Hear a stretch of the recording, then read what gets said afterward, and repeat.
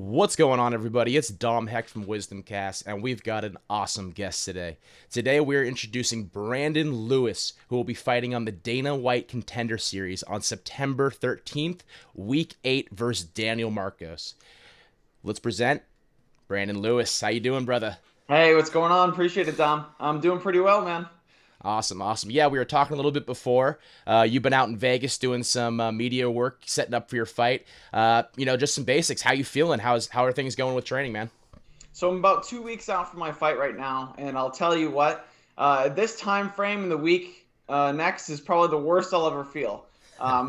Training gets ramped up. I'm doing a lot of work. A lot of my teammates are stepping up, helping me out, beating me up for my own good. That way, I don't get beat up in the cage. So it's the rough part, but I feel good. I feel prepared. I'm ready. I'm in good shape. But all the little bumps and bruises, the typical 2 weeks out from a fight feeling.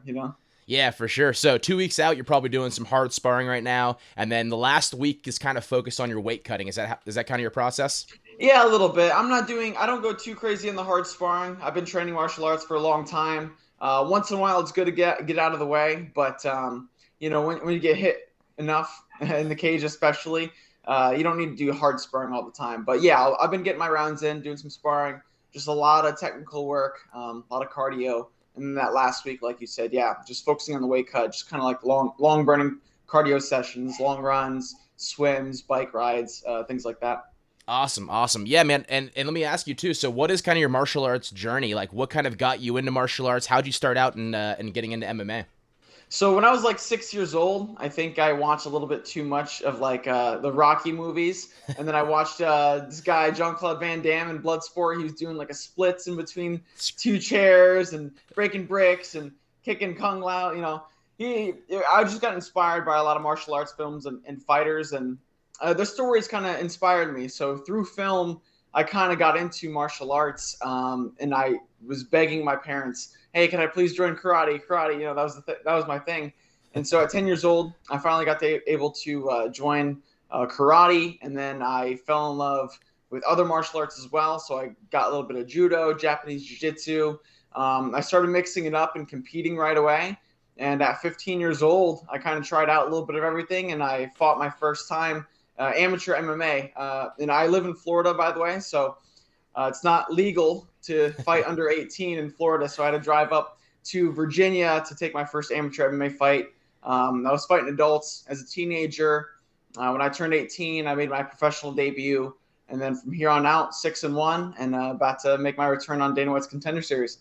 Hey, that's crazy. Much respect. So I do want to dive into the fight, but before we do that, we definitely got to talk about how we met. So you're a mixed martial artist, obviously too, and you're pretty involved in blockchain, crypto, NFTs, that type of stuff. So just so everyone knows, we met in the Full Send Metacard Discord channel. So Yeah. tell me what it is that brought you into crypto, the blockchain space. What made you buy the Metacard? What are some coins that you're looking at? What was kind of your experience getting into that game? So initially, I had my first crypto experience. I think I was 18, and this is when Bitcoin, I believe, hit 10K at the time. There's a lot of people Yep. raving on about it. I had some friends that were just going on, oh, it's shooting up, stuff like that. So I got involved. I think I bought some like Bitcoin, Ethereum, I think even Litecoin, and then I started kind of diving in a little bit. And then I was mixing up in some altcoins, and then my rent was due that month, so I sold everything that I had, and that was the end of my crypto journey for like quite a few years. What year was that? Um, What year was that? If by that was chance, whatever when Bitcoin first hit 10K. I forgot it's probably it's probably 2017. 2017, 2018, around there. Yeah, yeah. Yes, somewhere's around there. And so after that, I never touched crypto again. Just was in a tight spot, financially for a long period of time. And then I got reintroduced into it again. I was watching. I forgot what UFC card it was, but there was these fighters that were shouting out this crypto coin and like, hey, shout out to Marshall Anu, shout out these guys. They've been helping me out, this and that. So, I already had past experience from crypto. And so I looked into these guys, and that's actually the sign that you see behind me there. I That's got awesome. involved with them. They're like an MMA-based crypto community. They help out fighters. They sponsor fighters, pay for their injuries, training camps, things like that. So they've been a huge help, and they've kind of reintroduced me into educating me into the Web3 space, blockchain, all that kind of stuff. And then from there, like I've seen guys like the Full Send guys they're really heavily involved in MMA, and they built a relationship with Dana White. And so when I saw that they released their own NFT, I was like, oh, that's cool. Like, they're going to do a whole bunch of things. They're going to have gyms open, things like that. And I had my eyes set on it. Again, I couldn't afford it at the time. And then there was recently like a little price drop. I'm like, all right, now's my chance. So I swooped one up. And I know, they always treat their Metacard holders pretty well whenever they see them in person. So I know eventually at one of these fights, I'm going to bump into them and be like, hey, I'm a holder. And also, it's a great way to network with people. I mean, that's how you and me met. And, I've been able to network with a lot of other cool, awesome people within that community. So one thing with the power of crypto and the Web3 space is community. I think that's one thing that I've found that's huge. And it's one thing that I've really loved about it and stuck with, and just getting myself more and more involved with, cryptocurrency and the Web3 space. Yeah, no, that's awesome. And I completely agree. Full Send, those guys always put out quality products. When I saw them launch the Metacard, I was like, all right, I'm definitely picking up a couple of these right away. And I do think the biggest thing for Web3 and crypto, like you're talking about right now, currently, is the community. You go into that Discord, you're able to talk to people, have fun, network, like you're saying. And then I think there will be massive utility with them. They just announced there's going to be like ROI. They're doing this thing called board jerky. So they put one of their board apes on top of some beef jerky, and they're going to be selling that out in stores. And I think the plans is that ROI is going to go back to the Metacard holders. So, hopefully that'll be a good investment for us in the long run. But the Full Send Metacard is definitely an awesome thing. And now they have the Full Send MMA too. They have a guy out there that's interviewing fighters, after the fights and stuff like that. So I know they were talking about, they wanted to sponsor, promote, get a guy on their team from the Dana White Contender Series. So when I saw you in the Discord, when I saw you're a Metacard holder, I was like, man, if Brandon Lewis can go out there, finish the guy he's fighting, maybe you could be the guy that they sign up for the Full Send Metacard, sponsored fighter. I think that would be a dope relationship to have. You're a Web3 blockchain guy, so I think that would be awesome to do. Yeah, I think it'd be a great fit. Anyone that's ever seen me fight, I always like to put on exciting fights too. So the guy I'm fighting, he's a striker. He likes to bang. So that's what I'm exactly going to go out and do is I'm going to go out and strike with this guy, get a nice finish.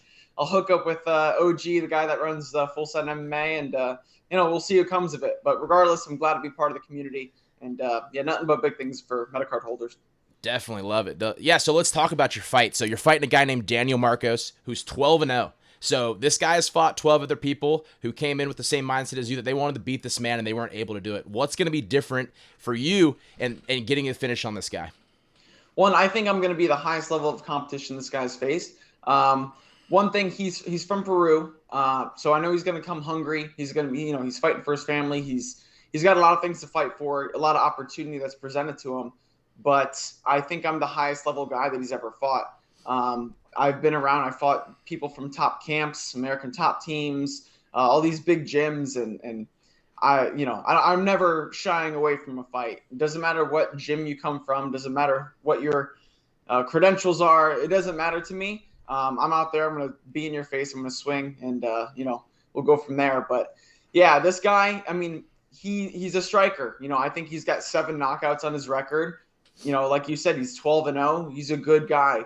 That's exactly what I want on Dana White's Contender Series. I want to fight a good guy, and I want to beat a good guy in front of Dana White, and I want to make sure it's an exciting fight. And this guy, him being a striker, him always trying to go for the finish, that's exactly my style too. I like to go for the finish. So someone's getting put out, and I guarantee you it's not me. So I like it. Yeah, I was watching some of your clips, some of his clips. He definitely looks like a stand-up guy. Looks like he's a big cardio king. Looks like he's got a good ground and pound. So it sounds like you see this fight staying on the feet. Is it possible to go on the ground? Where do you kind of see the fight going? So, I mean, I always like to picture it being on the feet. I'm expecting him to come out and be tough. Like I said, I don't think he's ever fought anybody like me. So sometimes strikers turn to wrestlers as soon as they get hit with something pretty good that they've never felt before. So I'm hoping this guy's going to endure, be tough, and he doesn't break too early, and he doesn't try to, shoot and take me down. Regardless, I'm prepared for it. I've been working a lot on my wrestling defense. Getting back up to my feet. I'm really comfortable on my jiu-jitsu, my submission game. So wherever it goes, I feel comfortable, wherever it ends up. But I'm hoping that this guy is going to be willing to stand in front of me and trade a little bit.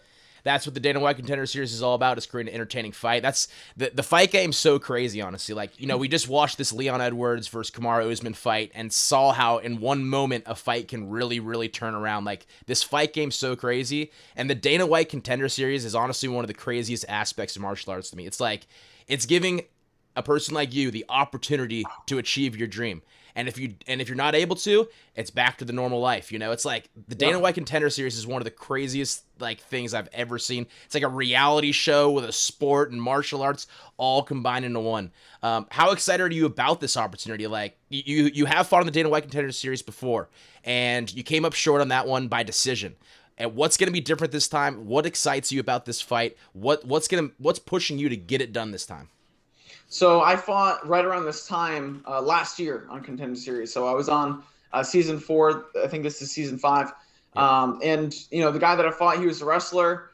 He kind of wanted to control me, hold me down, and kind of ride out the win. He didn't get a contract either because of his performance. It was a very boring fight, and ashamed to be part of that fight because anyone that knows me, I never put on a boring fight, and unfortunately that was something that at the time I didn't think I had control of.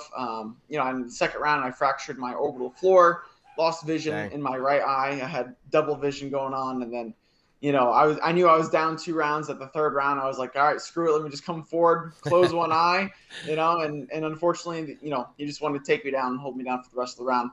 Yep. Since then, I've worked a lot on my wrestling defense. If I know that I'm not having any luck with submissions off my back, let's say I try a couple, and that's what happened in my last one. I try to submit them off my back for too long a period of time. So it's not so much the fighting ability, but it's also being aware of what's going on in the cage, how much time you have left, what are the judges thinking at the time. All of that you have to put into consideration when you're fighting. And I felt confident I could have submitted that guy, but it just wasn't within the time frame that I had. So this time, if I try a couple submission attempts, doesn't work out for me. Okay, back to my feet. Let's get back up. Let's get back to striking right away, because now I'm down. I'm going to assume I'm going to be down the rest of that round. Now I got to play catch up. So, more so decision making. I've been training my skills. I mean, I've gotten way better in the past year as well. But I think the biggest thing that I could take away from my loss was just proper decision making in certain situations. So I think that's the biggest thing for this one.